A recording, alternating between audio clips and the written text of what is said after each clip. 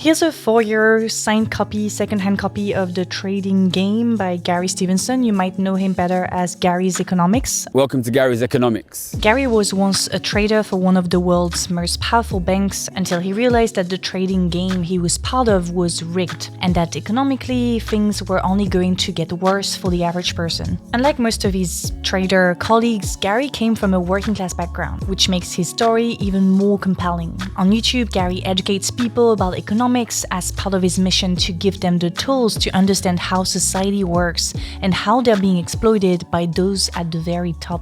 Over time though, his message has become more political. Today, we're going to teach you how to take over your country on YouTube. While Gary isn't aligned with any political party, he's a strong advocate for higher taxation on the rich. Tax the rich has become increasingly popular, and as someone who agrees with the idea, I find this quite exciting. Figures like AOC with her Tax the Rich dress, and now Gary Stevenson are helping make this message popular, cool, even trendy. It's been pulled out of nerdy economic circles and given real cultural relevance.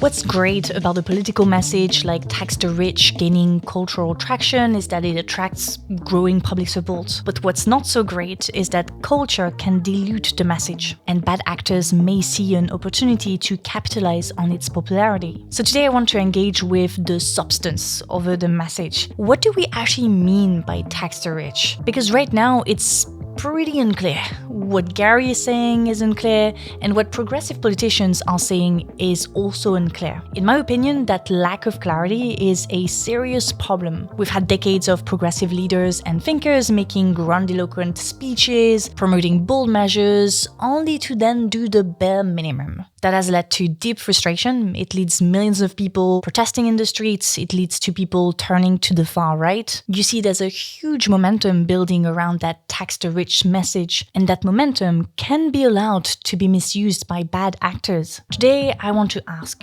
what do we actually mean by tax the rich? And I don't see many people, even on the progressive side of the political spectrum, talking about it. So let's go. My name's Alice. Welcome back to my channel.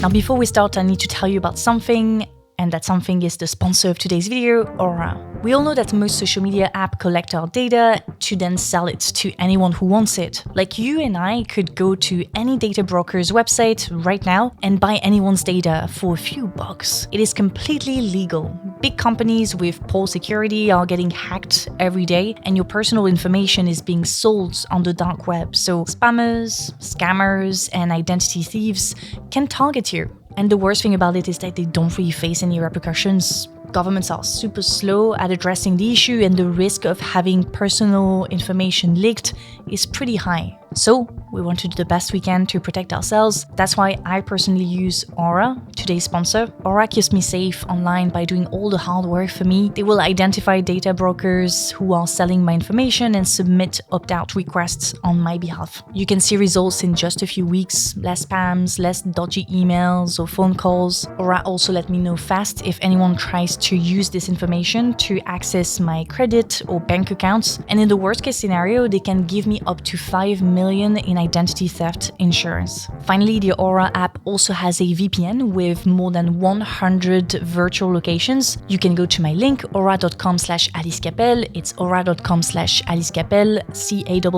CAPPELLE. Through that link, you get to try 14 days for free. This will be enough for Aura to find out if your personal data is exposed. Thank you, Aura, for sponsoring the video, supporting the channel, and now let's go back to it.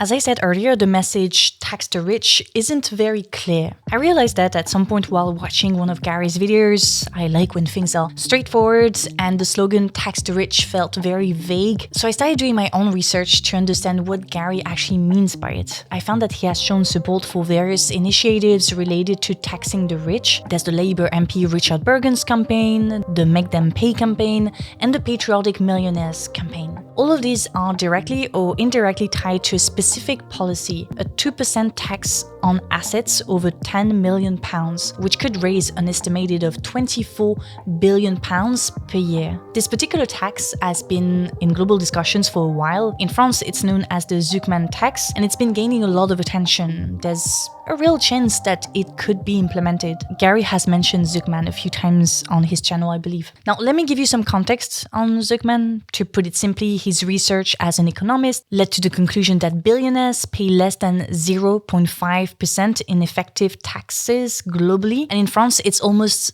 zero. This isn't a loophole, it's a system built on tax havens and opaque financial structures that allow the ultra-rich to legally avoid taxes, even in high-tax countries, like France. Middle-class earners can't do this, but billionaires, they can, and they do. In response to that, big boss economist Thomas Piketty proposed a global tax on extreme wealth back in 2013. Then in 2019, Zucman and Emmanuel Saez expanded on the idea in The Triumph of Injustice, where they showed how the collapse of tax progressivity is driving inequality, not just in the US, but around the world. The idea caught attention. That same year, 18 US billionaires signed an open letter called Tax Us More. During the 2020 US election, candidates like Bernie Sanders and Elizabeth Warren backed wealth taxes. Joe Biden did not. On October 23, 2023, Gabriel Zucman made his most ambitious proposal yet. His team at the EU Tax Observatory unveiled a plan. First, a billionaire tax,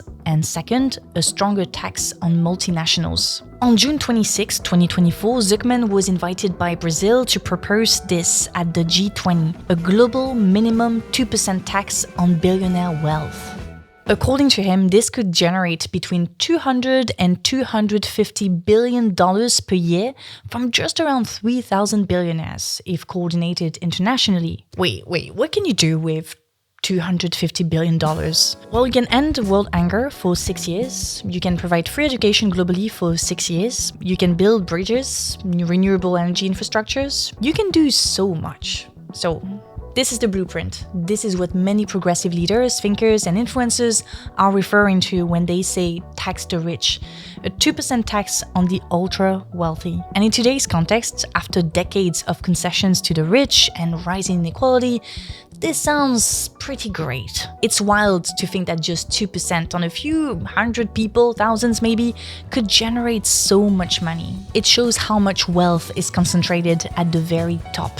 Okay, so now is the moment where we get real, you and I, because I have something to tell you. This 2% tax, it won't actually make the rich less rich. The mega rich's wealth will still grow, just at a slightly slower rate. Economists like Zucman have said it themselves. The goal is to slow the expansion of extreme wealth, not reverse it. Similarly, Senator Elizabeth Warren, who supported a comparable policy, explained that the rich wouldn't even feel this tax because it's insignificant to them. They'll keep getting richer. And that's where people started to get suspicious. A small tax on the ultra-rich that doesn't really touch their long-term wealth, is that what people are asking for? Is that why people take to the streets, follow inequality-focused economists online, and vote for progressive candidates?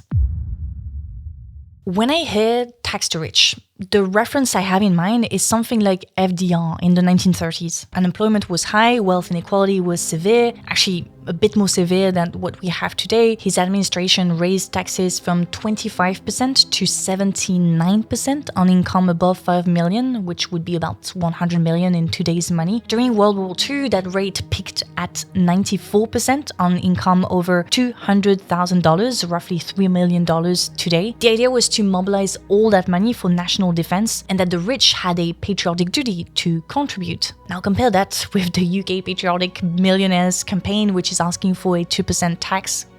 Yeah, I know, our standards have definitely changed. Roosevelt called his tax plan the Soak the Rich campaign, and let's be honest, on that front, he delivered. For white people. Yeah, let's not forget that African Americans were mostly excluded from the welfare programs. But yeah, that's what comes to mind when I think about taxing the rich. A tax that tells wealthy people, the party's over, sell the yurt, bottle up the champagne, you're going to pay your fair share now. Here's a quick video I want to show you. When I heard about Senator Warren's wealth tax proposal, and she was saying, look, with a little itty bitty tax on the wealthy, we could just have a tax of 2% on wealth, 50 million and higher. We could take the revenue from that wealth tax and we could have affordable childcare. We could cancel some student loan debt. And she said, the wealthy won't even feel it. They won't even feel it because their wealth accumulates at a rate far above 3% per annum. So they're still going to get richer and richer and richer, to which I said, then what is the point? This is Stephanie Kelton, a progressive American economist who's advised people like Bernie Sanders. In the video I just shared with you, Kelton explains that given the current economic situation and historically high levels of wealth inequality, the Tax the Rich campaign has to be aggressive. It has to meet the moment. We're in a pretty bad situation, people, and this 2% tax is the bare minimum. It won't stop wealth inequalities from growing. Now the mega rich, on the other hand, are scandalized by the prospect of not getting richer as fast as they do now. It seems like people forgot that they have feelings too. They have a lifestyle to sustain. In response to the threat of a wealth tax, the mega-rich tries to silence or delegitimize those who advocate for it. They are terrified by someone like Gary Stevenson. This guy has been the target of harassment campaigns, false accusations, and constant attacks from corporate media. They hate him and what people like him stand for. For example, French billionaire Bernard Arnault, one of the top 10 richest people in the world, called the Zucman tax far left. Now, even if you don't like the 2% tax, you can't call it far left, seriously. And guess what? The MEDEF, France's largest business lobby group, threatened to organize a major mobilization if the tax gets implemented. Now, many people found this deeply ironic, like, what are they going to do? Disrupt air traffic with their private jets? Block roads with their massive SUVs? Shut down golf courses? Withhold the nannies and butlers' pay? I'm sure you can come up with better ideas in the comment section. Have fun. No, but seriously, the mega-rich are already using the media they own to shape public opinion on this issue.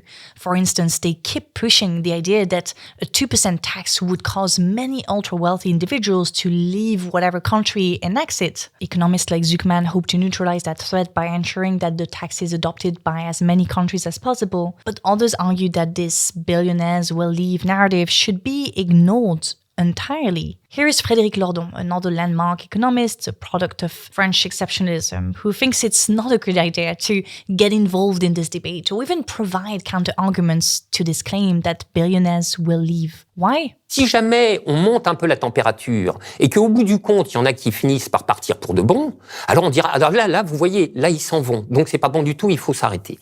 Moi, sur cette question, ma ligne serait plutôt la suivante. Ils veulent partir, mais c'est parfait. On leur montre la porte, on la leur tient si besoin est, ils la franchissent, et dans un sens uniquement, ils ne reviennent pas. So yeah, he's basically saying, let them leave, we're better off without them. Now this sounds absolutely wild to us.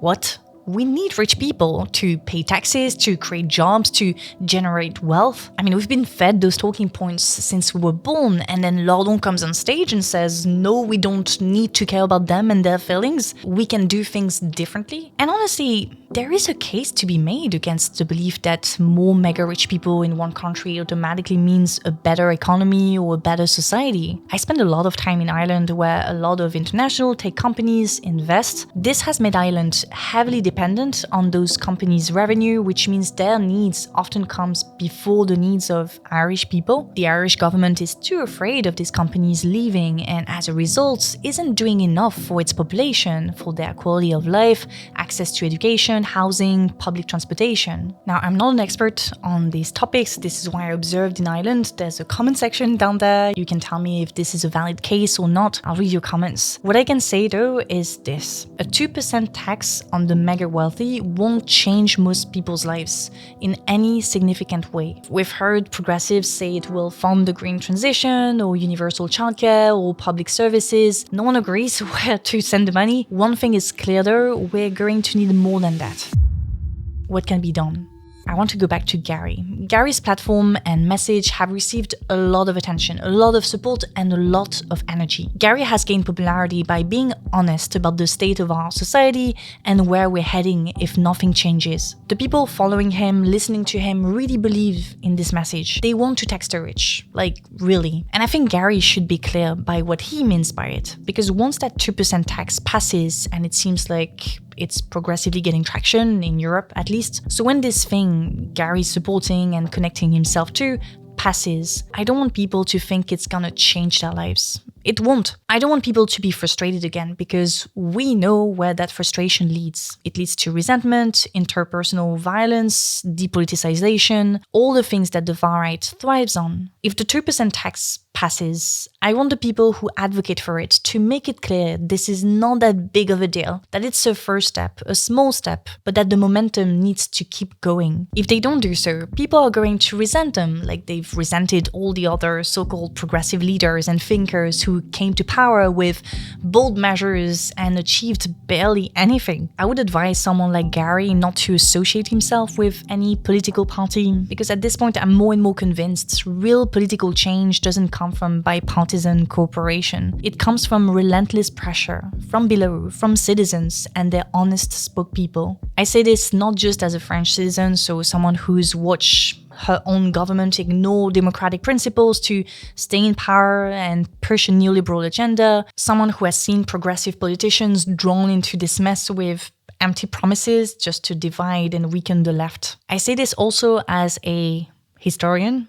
Stick with me, I promise this is going to be relevant. For my first year's master thesis, I studied post-civil rights politics in Oakland, California. I wanted to understand something that doesn't quite fit the usual script. Basically, how just 2 years after the civil rights movement supposedly ended, another movement emerged. The Black Panther Party. Because usually social movements follow a familiar cycle. First there's a crisis, then people mobilize, then the government responds, maybe make concessions, maybe passes a few reforms or offers more representation. Then the movement usually gets institutionalized. Some people who are part of the movement enter political parties, etc. It loses its radical edge, the crisis gets managed, and life returns to normal. Until the next crisis. But in Auckland, that familiar cycle broke. A new, more radical movement called the Black Panther Party emerged just 2 years after people were celebrating the Civil Rights Act. Why? Well, the answer is quite simple. The institutionalization of the civil rights movement mainly benefited the black elite, not the black poor. The anger didn't go away, the structures of inequality didn't go away. I saw it clearly in local media, in the Black Panther Party press, in council meeting records, and in the archives in general. The civil rights movement may have ended on paper, but on the ground, the injustices, the anger, the energy was still alive. And you see me coming, this is obviously not just about Auckland. This is also about the Tax the Rich campaign. Right now, we're at the beginning of the cycle. There's a crisis. The public is mobilizing. Officials are starting to make noise, considering a 2% tax on billionaire wealth. What usually happens next, they pass something, water it down.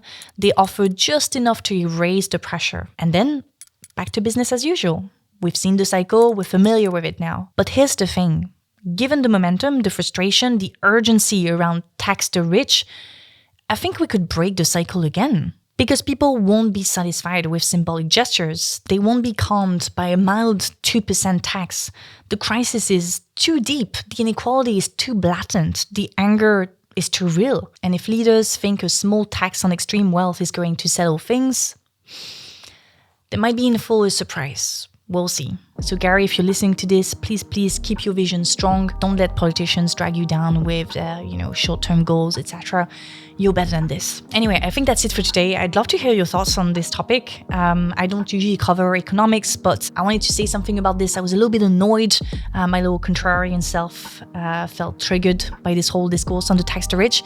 But anyway, yeah, tell me what you think. There's a comment section down below. The conversation continues over there. Other than that, I would like to say a big thank you to Aura for sponsoring the video. The link is in the description box to get access to 14 days for free. Big thank you to my Patreons for their support, and a special thank to top tier Patreons: Nofal Shamari, Fred, Hongqing Huang, Paul-Louis Agenot, Patrick Button, Jeff Lee, Yilan, Tayab Matin, Nick, Brandon, Jem Siddle, Ojwal, Pablo, Patrick Riley, Boris, Ria, Corrigi, Tristan, Christopher, Ian, Donage, Alex, Manuel, Christopher France, and Perry. And thank you to the other ones who prefer to stay anonymous. That's it for me, that's it for today. I'll see you very soon. Salut!